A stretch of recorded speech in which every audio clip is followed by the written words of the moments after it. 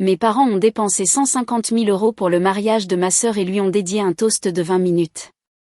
Quand je me suis mariée, ils sont arrivés en retard, sont partis tôt, et n'ont pas pris une seule photo avec moi. J'ai découvert plus tard qu'il était allé au barbecue de ma cousine à la place. Ce que j'ai fait ensuite. Il ne l'avait jamais vu venir. Je m'appelle Claire Lefebvre. J'ai 32 ans. Et la première personne qui m'a menti le jour de mon mariage fut ma mère. Elle m'a envoyé un SMS à 15h11, 14 minutes avant que je ne doive remonter l'allée, et a écrit « La circulation est ridicule, ma chérie, mais nous sommes presque là ». Le message aurait semblé affectueux à n'importe qui d'autre. Pour moi, il sonnait comme répété. J'étais debout dans la suite nuptiale d'une serre restaurée à Valvert-les-Roses, regardant mon reflet dans une robe que j'avais payée moi-même, dans une pièce remplie de femmes qui m'aimaient suffisamment pour arriver tôt, repasser les voiles, fixer les épingles à cheveux et continuer à sourire chaque fois qu'elles me voyaient vérifier la porte. J'avais passé 18 mois à concevoir des expositions de musées pour les souvenirs des autres, et d'une certaine manière, je croyais encore que mes propres parents finiraient par m'aider à en créer un qui vaille la peine d'être gardé. J'aurais dû savoir mieux. Mon bouquet était déjà dans mes mains. Le signal de la musique avait été retardé une fois. Mon fiancé m'attendait sous un plafond de lumière suspendue et de jasmin grimpant. Et je n'arrêtais pas d'entendre ce stupide SMS dans ma tête. Presque là. Cette phrase m'avait suivi toute ma vie. Presque fier de toi. Presque assez. Presque choisi. Ma gorge s'est serrée lorsque le coordinateur de l'événement a frappé doucement et a demandé si nous devions retarder la cérémonie de 5 minutes supplémentaires. J'ai souri comme le font les filles quand elles essaient de ne pas s'embarrasser en public et j'ai dit oui. Bien sûr, attendons. Ce fut le moment où j'ai réalisé quelque chose que j'aurais dû accepter des années plus tôt. Si le plus beau jour de ma vie dépendait encore de l'arrivée de mes parents, alors peut-être n'avais-je jamais été vraiment libre d'eux. Je n'étais pas nerveuse à l'idée d'épouser Antoine. J'étais nerveuse à l'idée d'entrer dans le même vieux scénario familial, dans une robe plus jolie. Vous savez quel genre de scénario je veux dire, celui où personne ne dit à voix haute qui compte le plus parce qu'ils vous l'ont montré pendant tant d'années qu'ils n'ont plus besoin de mots. Dans ma famille, ma sœur Sophie avait toujours été l'événement, et j'avais toujours été le personnel de soutien, juste en dehors du cadre. 2 ans plus tôt, mes parents lui avaient organisé un mariage près de Saint-Émilion qui ressemblait à quelque chose tiré d'un magazine de luxe. Des pivoines blanches partout. Du linge de maison importé. Un quatuor à cordes au coucher du soleil.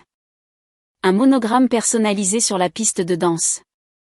Je sais exactement combien ils ont dépensé parce que j'ai vu un jour le détail sur le bureau de mon père en l'aidant à trier des reçus après son opération. 150 000 €, sans compter le dîner de répétition. Ma mère a dédié à Sophie un toast de 20 minutes ce soir-là. 20 minutes complètes.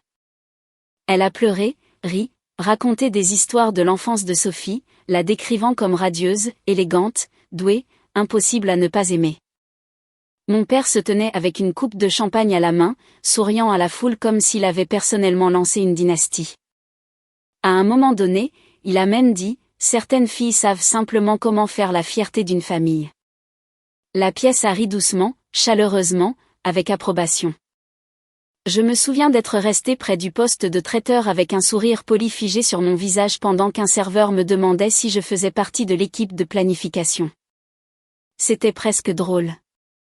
Presque. Parce que, d'une certaine manière, je l'avais toujours été. C'est moi qui ramassais les petits cadeaux oubliés, qui retournais chercher les housses de vêtements supplémentaires, qui empêchait notre tante de se plaindre de sa table, et qui restait tard pour aider à charger les cadeaux dans les voitures. C'était la forme de mon rôle. Utile, fiable, facile à négliger. Alors, quand Antoine et moi nous sommes fiancés, je me suis fait une promesse. Je ne supplierai pas pour de l'enthousiasme. Je ne bâtirai pas mon mariage autour du fantasme que mes parents pourraient soudainement devenir des personnes différentes sous un éclairage flatteur. Nous avons choisi une serre restaurée à Valvert-les-Roses parce qu'elle était vivante, chaleureuse et intime. Nous avons gardé la liste des invités suffisamment petite pour que chaque personne présente compte réellement. J'ai payé ma propre robe. Antoine et moi avons partagé les frais du lieu, du traiteur et des fleurs. J'ai choisi chaque détail, jusqu'au ruban de soie crème enroulé autour de mon bouquet et au menu botanique pressé sur chaque assiette. La seule contribution concrète de mes parents fut une phrase vague que ma mère répétait chaque fois que quelqu'un lui demandait si elle aidait. Oh, nous laissons juste Claire faire son petit style.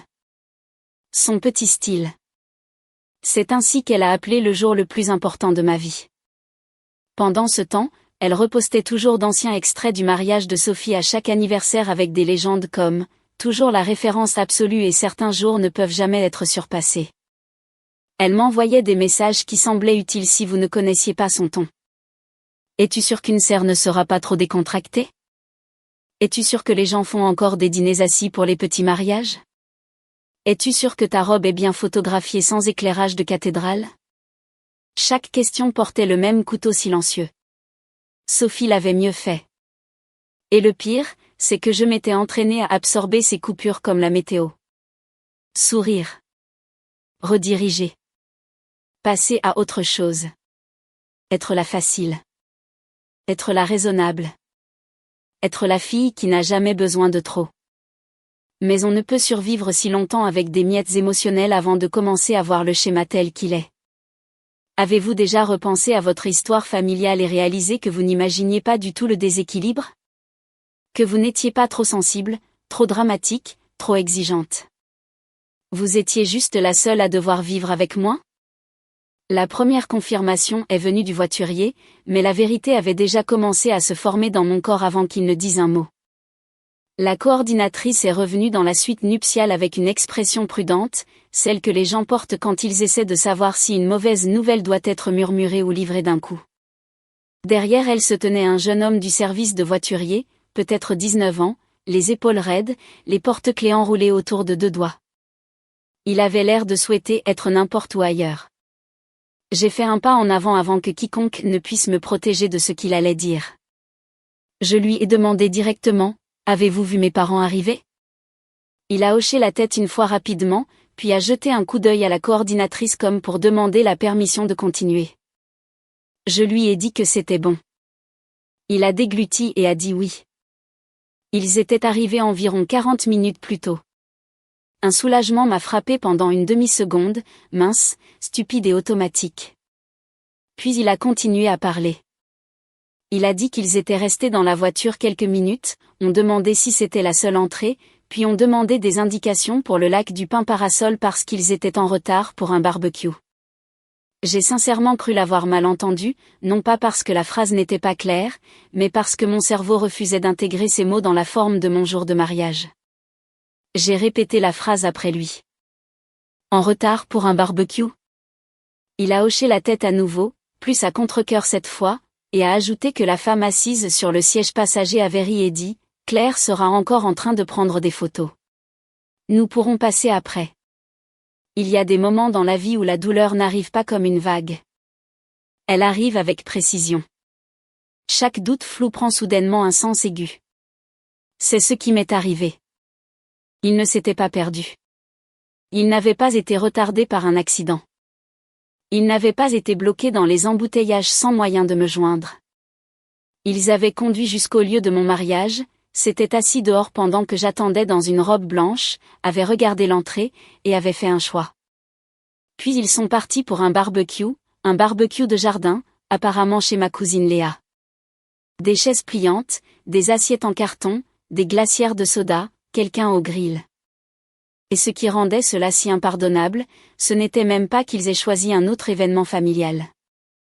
C'était qu'ils aient choisi quelque chose de si décontracté, de si ordinaire, de si absurdement dispensable. S'ils étaient partis pour une urgence médicale, j'aurais paniqué.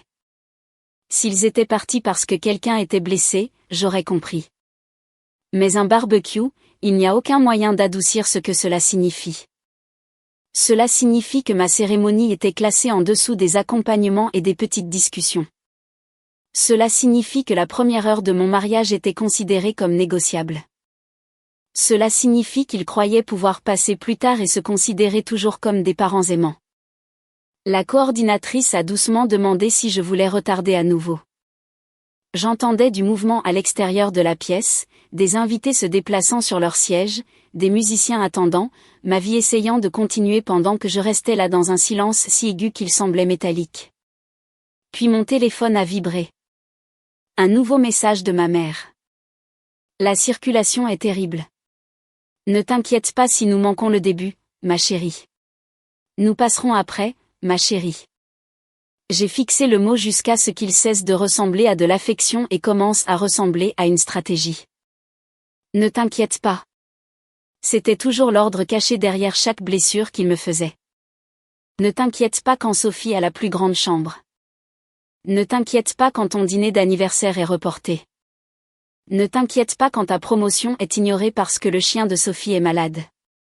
Ne t'inquiète pas quand ton propre mariage est traité comme une étape sur le chemin de quelque chose d'autre. Le voiturier était toujours là, mortifié. Je l'ai remercié car rien de tout cela n'était de sa faute et je l'ai regardé partir comme s'il ne pouvait pas s'échapper assez vite. Puis j'ai regardé la porte fermée, le bouquet dans ma main, l'horloge au mur, et j'ai compris quelque chose que j'aurais dû accepter il y a des années. Ce n'était pas une surprise. C'était une confirmation finale. Ils n'avaient pas encore gâché mon mariage. Ils avaient exposé la valeur exacte qu'ils lui accordaient. Et une fois que quelque chose est exposé si clairement, vous ne pouvez plus appeler cela de la confusion. Je suis entré dans la pièce de préparation latérale et j'ai fermé la porte derrière moi avant que quiconque ne puisse dire quelque chose d'assez gentil pour me faire pleurer. Le silence là-dedans semblait étrange après le bourdonnement de la suite nuptiale, comme si l'air lui-même attendait de voir ce que j'allais faire. J'ai posé mon bouquet sur une console et j'ai regardé mon téléphone à nouveau. Non pas parce que j'avais besoin de plus de preuves, mais parce que la trahison a une façon malade de vous faire vérifier ce que vous savez déjà. J'ai ouvert Instagram d'abord, puis la discussion de groupe familial que je gardais en mode silencieux pour ma propre santé mentale. Ils étaient là, pas dans les embouteillages, pas en train de s'excuser, pas en train de se précipiter dans ma direction. Ma cousine Léa avait déjà mis en ligne un carrousel intitulé « Coup d'envoi familial au lac ». Sur la deuxième photo, mon père était au barbecue avec le tablier beige que je lui avais acheté 3 Noëls auparavant, souriant comme s'il n'avait nulle part de plus important à être. Sur une autre, ma mère avait une main autour d'un gobelet en plastique et l'autre autour du bras de Sophie. La légende disait « Enfin, tout le monde ensemble à nouveau ». J'étais à 38 minutes de là, en robe de mariée, et selon Internet, tout le monde était ensemble, juste pas moi. Ce détail m'a touché plus profondément que prévu parce que ce n'était pas seulement qu'ils étaient partis. C'était que dans leur esprit, mon absence n'interrompait pas l'image de la famille. Je n'étais pas assez centrale pour manquer. Noémie m'a trouvé debout là, mon téléphone dans une main et ma poitrine si serrée que je pensais que je pourrais déchirer la fermeture éclair de ma robe en essayant de respirer. Elle a fermé la porte derrière elle et n'a pas perdu de temps avec les questions habituelles. Elle a jeté un coup d'œil à mon visage et a dit « Dis-moi ». Alors je l'ai fait, pas élégamment, pas dans un monologue cinématographique composé. Je le lui ai dit par fragments, parking, barbecue, on pourra passer après. Ne t'inquiète pas. Son expression a changé à chaque seconde, passant de l'inquiétude à l'incrédulité à quelque chose de beaucoup plus utile que la pitié. La colère. Une colère pure, sans équivoque, en ma faveur. Elle m'a pris le téléphone des mains, a regardé les photos et a dit « Claire, s'ils entrent ici plus tard en s'attendant à des places et des sourires, je jure que je les ferai demi-tour si vite qu'ils croiront être de retour au parking. » J'aurais dû être horrifiée. Au lieu de cela, j'ai ri une fois sèchement parce que son indignation m'a fait sentir vue. C'était ce qui manquait depuis des années. Tout le monde dans ma famille s'était toujours empressé de m'expliquer mes parents. Ils veulent bien faire. Ils sont vieux jeux. Sophie a juste besoin de plus de soutien. Tu sais comment est ta mère. Tu es la forte. Mais personne n'avait jamais regardé les faits et dit la chose évidente à voix haute, c'est cruel. Debout dans cette pièce, j'ai commencé à me souvenir de tous les petits moments qui avaient construit celui-ci.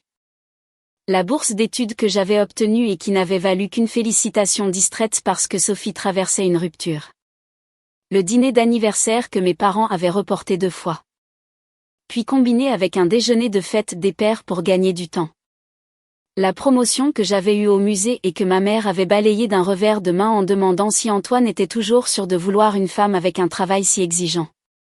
Le matin de Noël où Sophie a eu un voyage surprise en Bourgogne et où j'ai eu un agenda en cuir parce que, comme mon père l'avait dit, tu as toujours été si pratique. Pratique, fiable, mature, facile. Ce n'étaient pas des compliments dans ma famille. C'étaient des mesures d'économie, des étiquettes qu'ils utilisaient chaque fois qu'ils voulaient que j'avale ma déception sans les mettre mal à l'aise. Noémie s'est accroupie devant moi, une main agrippant le bord de ma chaise, et a dit quelque chose que je ne pense pas oublier un jour. Elle a dit, « Claire, ce n'est pas le jour où ils t'ont abandonné. Ils le font lentement depuis des années. C'est juste le premier jour où tu ne peux plus faire semblant parce que tu portes du blanc et que tout le monde peut voir les dégâts. » Cette phrase a frappé plus fort que les photos. Peut-être parce qu'elle était vraie. Peut-être parce qu'au fond de moi, j'avais passé tant de ma vie à espérer que le contexte les rachèterait. Peut-être pensais-je que si j'accomplissais assez, aimais assez, réussissais assez, planifiais assez soigneusement, ils finiraient par être à la hauteur de l'occasion. Mais certaines personnes ne s'élèvent pas. Elles se révèlent simplement. Je suis restée assise un instant de plus, lissant le tissu sur mes genoux, fixant le léger scintillement de la dentelle sur ma peau, et j'ai cessé de me demander comment il pouvait faire ça. Cette question m'avait piégée pendant des années. Elle impliquait qu'il devait y avoir une réponse qui rendrait la douleur raisonnable. Il n'y en avait pas. La meilleure question était de savoir ce que j'allais faire de la vérité maintenant qu'elle avait enfin cessé de se cacher. Noémie a fouillé dans son sac, a sorti mon rouge à lèvres et me l'a tendu comme si elle me rendait mon propre nom. Alors, j'ai retouché ma bouche. J'ai ramassé mon bouquet. J'ai regardé dans le miroir et j'ai vu la même robe, le même visage, le même jour de mariage, mais pas la même femme qui était entrée dans cette pièce en espérant un miracle de dernière minute. J'ai envoyé un SMS à la coordinatrice, commencez à l'heure. Plus de retard. Puis j'ai envoyé un deuxième message, si Robert et Carole Lefebvre arrivent, ne les conduisez pas à la table familiale. Amenez-les-moi d'abord. Discrètement. Ce fut le moment où le chagrin a cessé de conduire et où quelque chose de plus stable a pris le volant. Une fois la décision prise, mon corps l'a suivi une seconde plus tard, comme si un fil invisible en moi avait enfin cessé de crépiter et s'était mis en place. Le tremblement de mes mains s'est apaisé. Ma respiration a ralenti. Même le bruit à l'extérieur de la pièce de préparation, les chaises qui se déplaçaient, les chaussures qui traversaient le carrelage, les voix étouffées des invités qui prenaient place, a cessé de ressembler à une pression et a commencé à ressembler à la réalité qui m'attendait pour que j'y entre. La douleur était toujours là, bien sûr. Elle n'avait pas disparu, mais elle n'était plus aux commandes. C'était nouveau. J'ai repris mon bouquet, j'ai redressé mes épaules et je me suis regardée une dernière fois dans le miroir. Mon mascara était intact. Mon rouge à lèvres était stable. Mes yeux étaient différents. Pas plus doux, pas plus tristes. Plus clair. C'était le mot. Plus clair. Pendant la majeure partie de ma vie, j'avais confondu l'espoir avec la loyauté. J'avais cru que si je restais assez patiente, assez utile, assez compréhensive, mes parents finiraient par me rencontrer à mi-chemin et agiraient comme si je comptais sans qu'on le leur rappelle. Mais debout là, en robe de mariée, la vérité si clairement exposée, je pouvais enfin voir à quel point cet espoir m'avait entraîné à me trahir moi-même. Noémie m'a ouvert la porte sans dire un mot, et ensemble, nous sommes retournés vers l'entrée de la cérémonie. Le quatuor avait repris. Les invités se levaient légèrement de leur siège, essayant de ne pas paraître trop curieux, essayant et échouant. Une cérémonie retardée crée toujours des murmures. Une mariée marchant sans ses parents crée le silence. Quand les portes se sont ouvertes et que je suis entrée seule, toute la pièce a changé, non pas avec pitié, comme je l'avais craint, mais avec attention. Une vraie attention pleine et entière. Elle a traversé l'espace comme un courant. Je pouvais la sentir dans le calme, dans la façon dont les conversations s'éteignaient instantanément, dans la façon dont les gens se tournaient entièrement vers moi au lieu de jeter un coup d'œil poli et de détourner le regard. Pendant une seconde suspendue, j'ai compris à quel point j'étais exposée.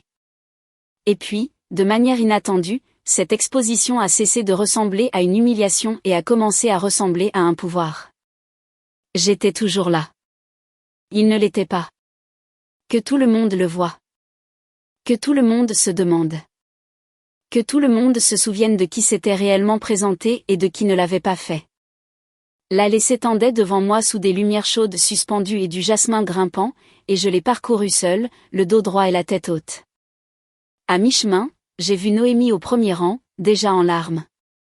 J'ai vu la mère d'Antoine les deux mains pressées contre sa poitrine. J'ai vu une de mes collègues du musée me regarder avec le genre de fierté féroce habituellement réservé aux survivants et aux finishers de marathon. Puis j'ai vu Antoine. Son visage a changé dès qu'il a réalisé que je venais seule. D'abord l'inquiétude, puis la compréhension, puis quelque chose de plus stable et plus profond que l'un ou l'autre. Le respect. Il n'avait pas l'air embarrassé pour moi. Il n'avait pas l'air paniqué. Il avait l'air de savoir que cette marche me coûtait quelque chose et m'admirait de la faire quand même. Au moment où je l'ai atteint, ma gorge me brûlait. Il a pris mes deux mains et s'est penché juste assez pour chuchoter, « Ils n'ont pas le droit de toucher à ce moment. Tu m'entends ? Ils n'ont pas le droit de la voir. » Cela m'a presque plus brisé que tout le reste de la journée. Parce que c'était ce que j'avais protégé sans même m'en rendre compte. Pas seulement la cérémonie, le sens de celle-ci, le droit d'avoir une chose sacrée dans ma vie qui n'avait pas à se plier à l'égoïsme de ma famille. L'officiante a commencé, et je me suis concentrée sur la cadence de sa voix, sur la chaleur des mains d'Antoine autour des miennes, sur la lumière filtrant à travers le verre de la serre. Petit à petit, la pièce a cessé de ressembler à un endroit où j'avais été abandonnée et a commencé à ressembler à un endroit où j'avais été témoin. Cette différence importait plus que je ne peux l'expliquer. Pendant les vœux, j'ai entendu ma propre voix sortir plus forte que prévu. Nous les avions écrits des semaines auparavant, simples et sincères. Mais quand ce fut mon tour, j'ai ajouté une ligne qui n'était pas dans la version originale. J'ai dit, je promets de construire un foyer où personne n'aura à gagner la tendresse en étant commode. Les mots sont restés suspendus une seconde, et je les ai sentis onduler à travers la pièce. Quelques personnes ont compris immédiatement. Je pouvais le dire. Peut-être d'autres l'ont juste entendu comme poétique. C'était bien. Antoine a compris. Ses yeux se sont remplis avant qu'il ne prononce un seul mot de ses propres vœux. Quand il a promis que je n'aurais plus jamais à rester seule dans une pièce pleine de gens, j'ai senti quelque chose en moi se relâcher, qui était tendu depuis des années. Pas guérir, pas entièrement, mais se relâcher suffisamment pour respirer. Assez pour croire que mon avenir n'avait pas à ressembler à mon histoire. Quand nous nous sommes embrassés, les applaudissements qui ont suivi n'étaient pas le genre poli que les gens donnent lors d'événements formels parce que c'est attendu. Il y avait de la force derrière.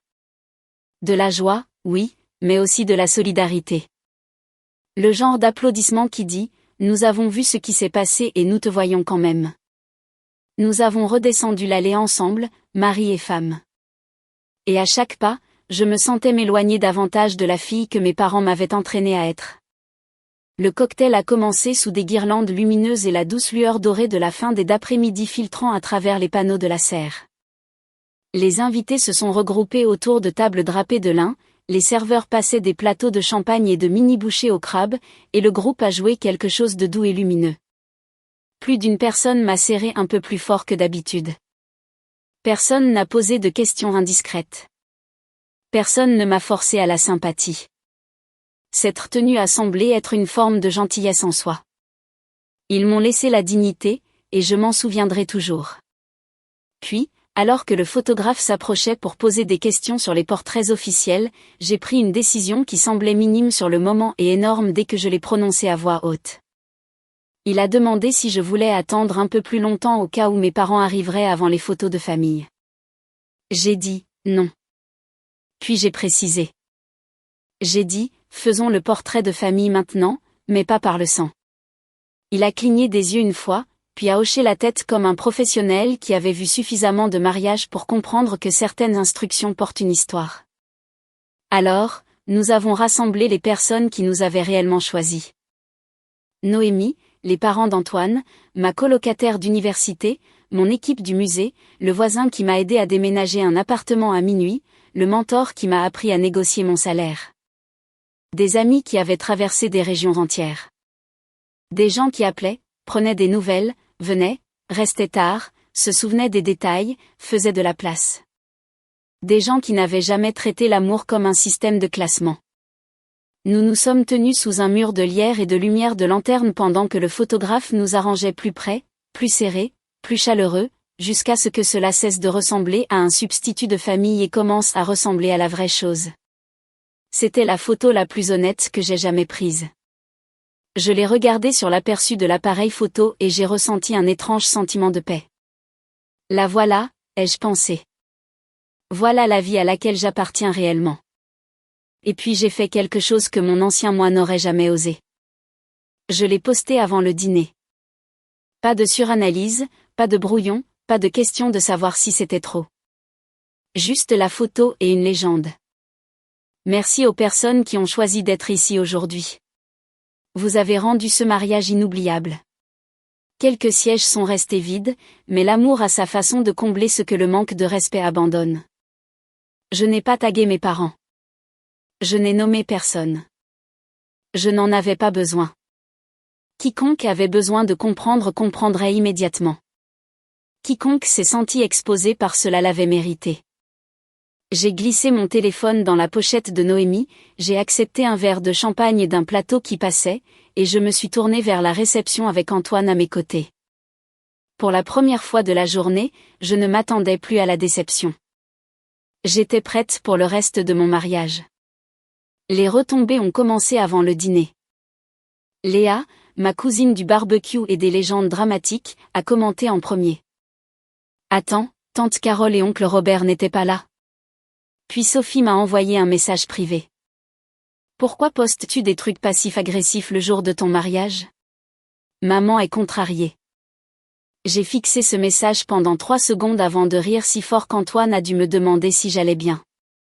Il y a quelque chose de presque artistique dans l'arrogance des gens qui vous blessent et prétendent immédiatement que votre réaction est l'offense. J'ai répondu, ils ont choisi le barbecue de ta cousine plutôt que ma cérémonie après être venus jusqu'au parking du lieu.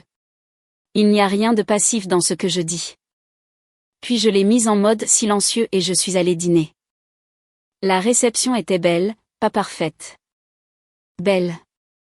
La perfection est fragile. La beauté est vivante.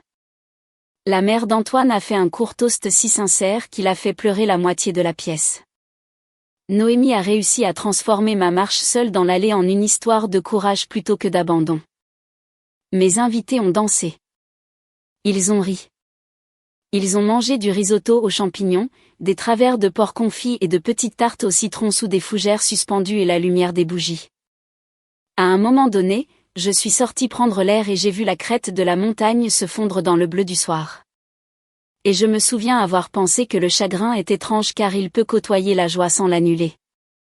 J'étais blessée et heureuse en même temps. Je pense que l'âge adulte, c'est apprendre que les deux choses peuvent être vraies.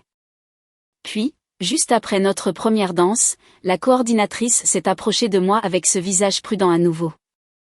Cette fois, je ne me suis pas tendue. J'ai juste su. Elle a dit, vos parents sont là maintenant. Si tard que c'en était presque drôle. Ils avaient apparemment décidé de passer après le barbecue, exactement comme ma mère l'avait prévu, comme si mon mariage était une obligation à laquelle on pouvait se présenter entre les hamburgers et le dessert. La coordinatrice a ajouté qu'ils semblaient contrariés par le changement de place. Bien sûr, ils étaient contrariés. Les gens comme ça ne se soucient pas de vous manquer de respect. Ils se soucient quand le manque de respect a des implications logistiques. J'ai demandé où ils se trouvaient.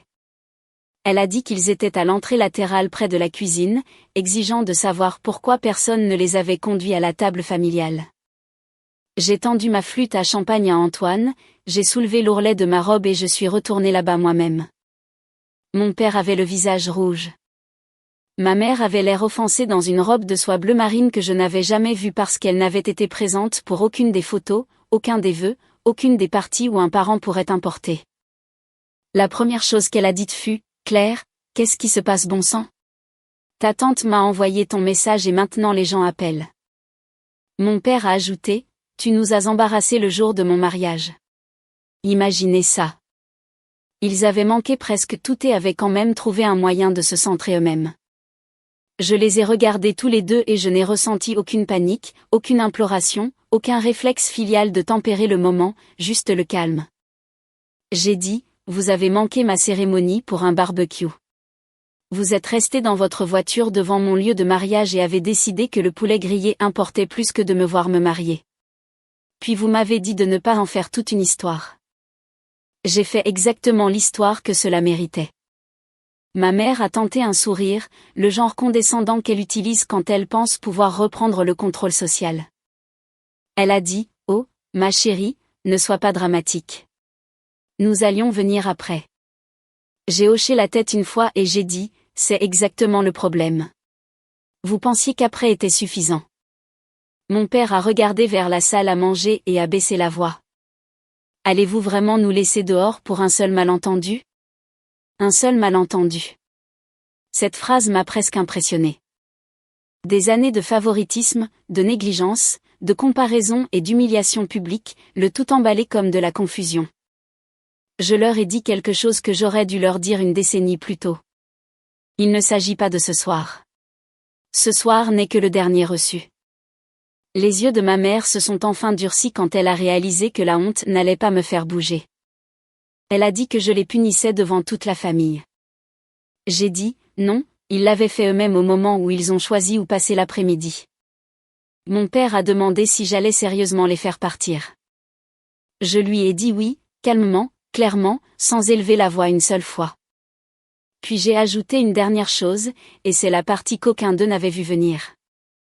3 mois avant le mariage, mon père m'avait demandé si je pouvais encore revoir le budget de rénovation de la maison du lac qu'il voulait transformer en location saisonnière.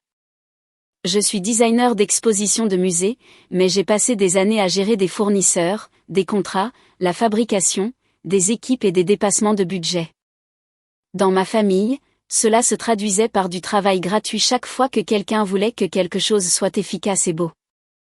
J'avais passé des semaines à les aider à entrer en contact avec un consultant en subvention pour la préservation, à élaborer un plan d'étage locatif et à préparer le dossier de proposition qui rendrait l'ensemble du projet financièrement viable. La demande finale, avec mes recommandations de fournisseurs, les révisions du calendrier et les notes sur les crédits d'impôt, était du lundi matin. J'ai regardé mon père et j'ai dit, puisque vous pensez que mes événements importants sont facultatifs, mon travail l'est aussi.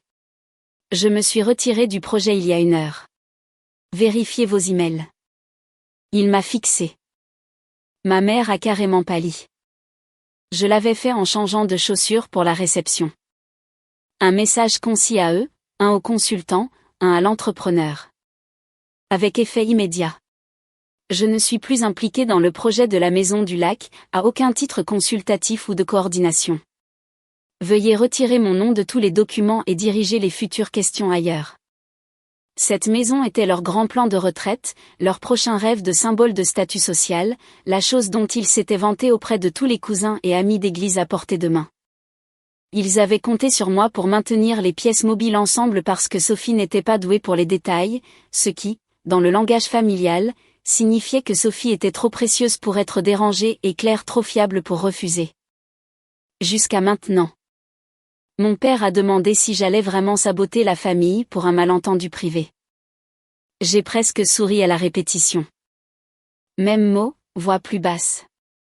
J'ai dit, non, je facture enfin le prix du marché pour mon accès, et vous ne pouvez pas vous le permettre. La coordinatrice s'est rapprochée, sans me toucher, juste présente. Antoine était à quelques pas derrière, silencieux et solide. Ma mère a changé de tactique comme elle le faisait toujours lorsque le contrôle échouait. Des larmes. Elle a dit, je ne peux pas croire que tu nous fasses ça le jour de ton mariage. Cette phrase m'a tout dit. Même alors, même là, la journée leur appartenait encore dans leur esprit. Leur blessure, leur humiliation, leur fille n'était que l'occasion. Alors je leur ai donné la vérité, dépouillée de toutes les adoucisseurs que l'on m'avait appris à utiliser. J'ai dit, vous m'avez appris toute ma vie que l'effort suit la valeur. Vous avez dépensé de l'argent, du temps, des discours, des week-ends et de l'énergie pour Sophie parce que c'est là que votre valeur allait. Aujourd'hui, je vous ai enfin cru. Et maintenant, mon effort suit aussi la valeur. Il va à mon mari, à mon mariage, et aux personnes qui se sont réellement présentées. Pas à vous. Plus maintenant. Mon père est devenu silencieux le premier. Ma mère a eu l'air de quelqu'un qui avait été giflé, bien que j'aie à peine élevé la voix au-dessus du niveau de la conversation. C'est incroyable à quel point une limite peut sembler brutale pour des gens qui s'attendaient à un accès permanent. J'ai demandé à la coordinatrice de faire apporter leur manteau du vestiaire. Puis je me suis retournée et je suis retournée à ma réception avant que l'un d'eux ne puisse tenter une dernière réécriture de la réalité. Derrière moi, j'ai entendu ma mère prononcer mon nom comme elle le faisait quand j'étais petite et que je courais encore vers elle. Je ne me suis pas retournée. Avez-vous déjà atteint un point où ne pas regarder en arrière est la chose la plus aimante que vous puissiez faire pour vous-même? Je pense que certaines personnes appellent cela de la froideur. J'appelle cela de l'éducation parce que c'est la leçon que mon mariage m'a enseignée plus clairement qu'aucun livre, sermon ou excuse ne l'aurait jamais pu. L'amour sans respect n'est qu'un accès, et la famille sans responsabilité n'est qu'une habitude vêtue de vêtements sentimentaux. On nous apprend qu'être la personne la plus grande est noble, qu'endurer la douleur en silence prouve le caractère, que maintenir la paix est plus important que dire la vérité.